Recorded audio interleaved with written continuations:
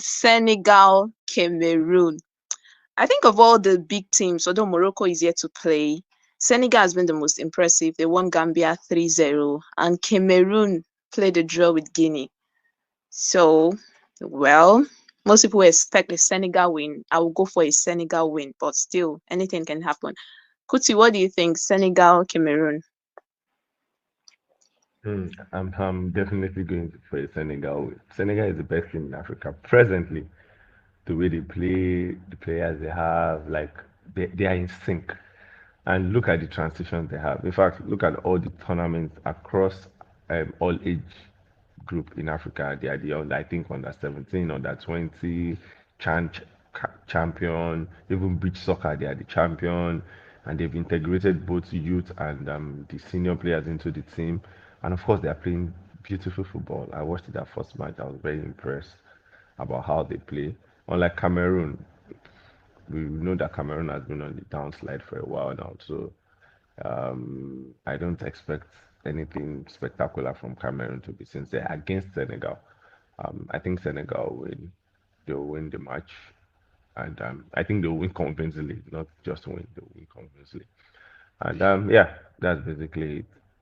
Senegal, they're the best team in tournament so far, and I will give them that day as well. Hmm. Okay. Ekene, are you going with us? Senegal or Cameroon? I've never been more convinced of a result like Senegal Cameroon.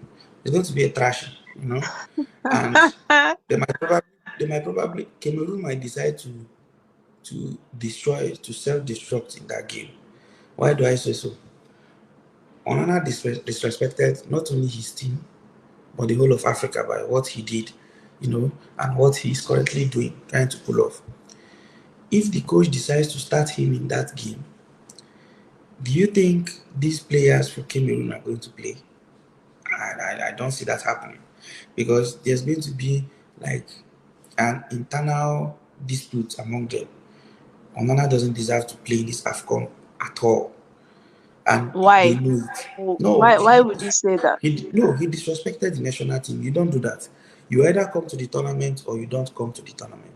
You know, you can't join your team, no matter how big you are. Imagine that this is Nigeria, and let's say Vincent Enyama has it's not like it's an important match.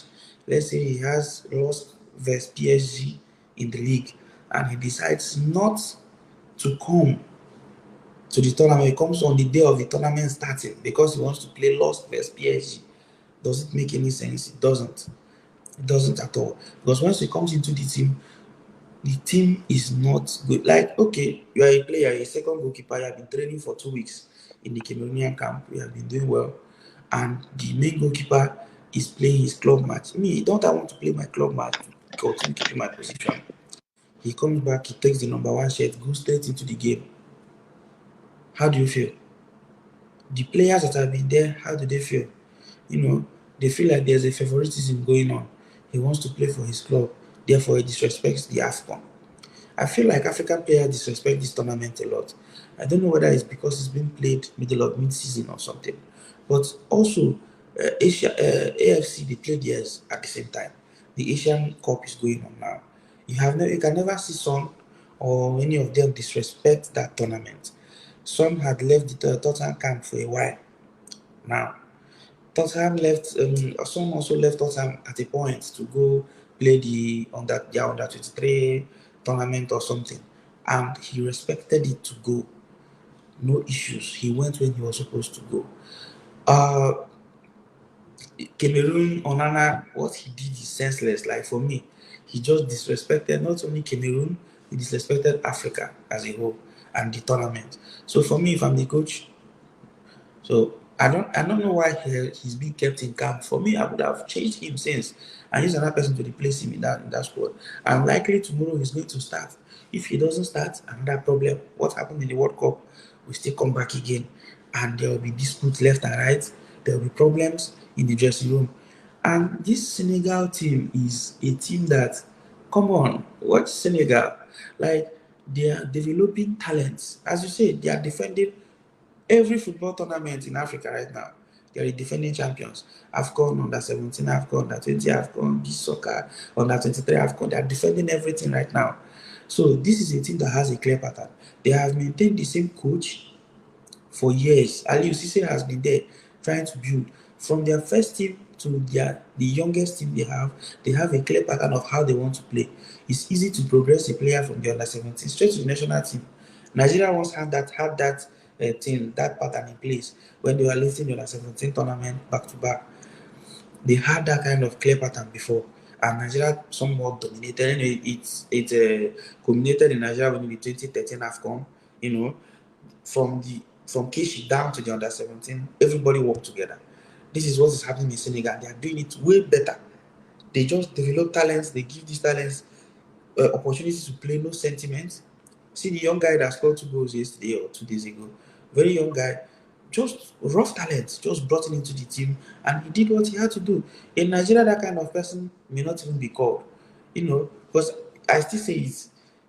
When this guy got injured, when Sadiq Umar got injured, why not call up Gift Urban to come and replace this guy in the team? Why pick Onachu, who, like, for me, his career is retrogressing. You can't move from Southampton to Trabzonspor. Check his goals this season. From Southampton to Trabzonspor. And this is Gift Urban, one of the youngest shining stars emerging from Nigeria. Why didn't you pick me in the team? Why bring Onachu back that doesn't obviously click in this Nigerian team? Maybe he is going, Sadiq is the star, let him bring someone tall again in case he wants to win game against people that have height. No, it doesn't make sense, It doesn't make sense. Pulling Gift Urban, Simeon is tall. He can do the height stuff. Onachu himself is good in the air, but in Africa, I don't think he wins headers in Africa. He's not built for the African game. So that's how you develop players. Watch Senegal. These guys are coordinated. These guys play a clear pattern. Like with Mane on the flank, with Jackson. Imagine Jackson is not even. I didn't even know Jackson was a Senegalese until he came to Chelsea. Like, Jackson doesn't even command the starting position in that team. He doesn't. I think it's this AFCON. He just started the first game. I don't even think he's going to start against Cameroon. This is the kind of quality they have, unknown quality that they have. You don't even know most of their players, but they know how to play. So compared to that Cameroonian team, everywhere is crisis, everywhere is chaos. So Senegal are going to win that game, and they might beat Cameroon silly in that game. Cameroon might just use gra to do something, but man, Senegal are so going to deal with them. Morocco is another thing to watch out for in this tournament, but it's difficult for a team to replicate World Cup and AFCON are totally different things. It's difficult for a team to replicate what happened in the World Cup at AFCON. You might see Morocco might underperform totally in this tournament. Yeah. It's a different ball game. Yeah. You understand? So, well, that's They're yet to what play I today, so we get to see. Yeah, we'll see what they have in store today, but I think this tournament is for Senegal to lose. It is theirs to lose. They like this. If they don't win it, it's because, like, maybe they made a mistake, not because they tried. They are, so in fact, for me, they are the clear favorites to win. Maybe Ivory Coast comes close because they are the hosts, and hosts, there will be some favoritism that will happen in the tournament or something, just like we saw in Cameroon the last time they played. So this year, Senegal, that's a big team. That's a great team in the making. This team is going to rule Africa for long. I'm telling you, they are going to be the new kings of Africa. I'm telling you. Okay.